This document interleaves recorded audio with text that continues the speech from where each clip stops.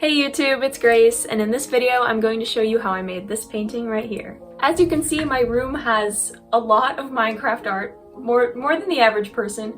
But before I jump into this video, I just want to say, if you are interested in seeing any other art that I do make, I do post a lot on my Instagram right here, so check it out if you are interested. I also do commissions, which was in fact what this painting was actually. So if you're interested in getting a painting from me, then just send me a message on Instagram and we can work something out.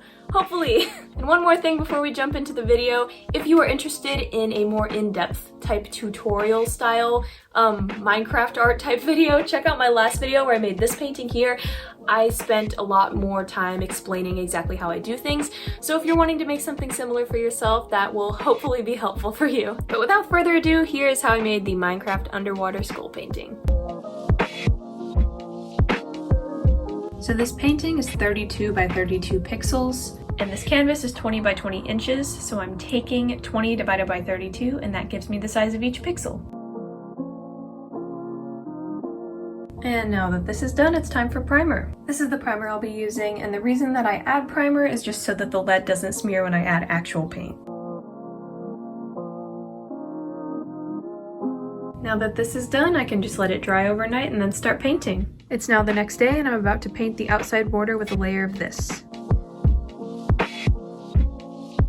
Looks a little messy now, but once I add other coats, it'll definitely look a lot better. Now that that's dry, I'm just going to start on the base colors. I decided to start with this light blue in the corner, and so I mixed this color by mixing these two together. And for this, I'm just using the same method as I have in my other videos, so I'm zooming into the reference, counting how many pixels over, down, up, and over, and then turning this into an outline, and then just filling it in. I decided to block out some more spots that looked like they were about the same shade, and now I'm going to do this slightly darker blue underneath it. And I just mixed a slightly darker blue by taking these two. I started with this one, and then just added a drop of this.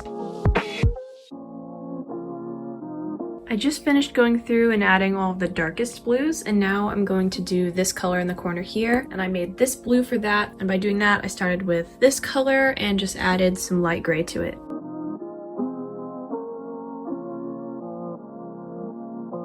Now I'm going to do the transition color between these two, which is sort of just a bluish gray. And for that I ended up making this color, so I just took gray and added a little bit of this blue to it.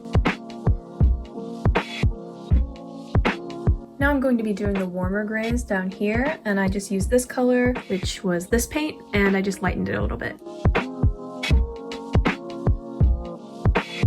Next I'm going to do these flowers, and for that I mixed up an orangish red and a reddish pink, and then for the second coat I'll add more shades, but I'm just going to keep it simple for now.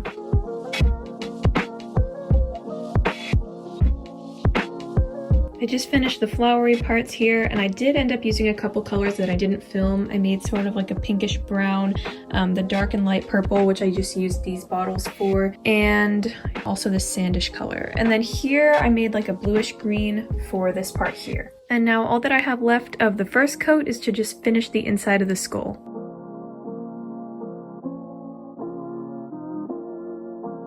Here we are at the end of day one. As you can see, I finished the skull, and I also did another coat of the border because that paint was really thin. There are definitely a lot of things that I need to touch up, but I'm saving that for the second coat because the purpose of this coat was basically just to block out where everything would go. So after this is dry, my next goal is to go in and sort of blend together all these other colors just to make it look better, and then also just add a second coat so all the paint looks thicker, but I will see you after this has dried. It is now day two, and to start off, I'm going to be redoing this color in the corner because I feel like it's a little too green. Next, I'm going to be making this blue a little more gray because on my reference it's a lot more desaturated, and I didn't really realize that yesterday. This is my progress so far. As you can tell, I've touched up some other colors without filming, but the ones that I did touch up were just colors I already mixed. The next one I'm going to be fixing is this color here because on my reference it's more of a royal blue, but I ended up making it more of a periwinkle. And I ended up mixing this color, and I used these for kind of just a random combination until I felt like it looked good.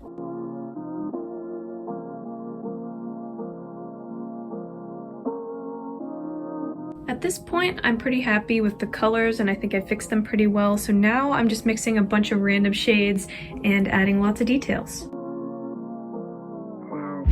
This is how we're looking at the end of day 2. I think it looks pretty good. Here it is compared to the reference. I definitely have a lot of blending colors that I want to add next, but I'm pretty happy with the progress I've made so far. It is now day 3 of painting, and I'm going to start by making detailing colors. You can see I have a little dot here, but I mixed this color to sort of blend the transition between these two, and I made that color by mixing these two.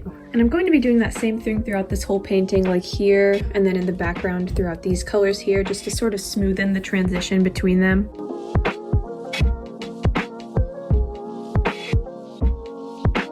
So after about 12 hours of painting over a course of 4-ish days, it is done, and I'm really happy with how it turned out. I am really surprised though, because this is the second time I've made this painting for a commission, and even though I was looking at the same reference for both paintings, they turned out completely different, which is not really what I was expecting. But that is it for this video. I really hope you guys enjoyed. If you have any suggestions for future videos or ideas for future paintings that you want me to make, either comment down below or shoot me a message on Instagram, and I will definitely take the time to read them. Also, if you have any questions, if you want to do a piece of like this similar for yourself and you're not really sure what to do or how to start, just send me a message and I will do my best to get back to you and help you out. I will more than likely post a video just like this one for the next painting or commission that I do, so I will hopefully see you then.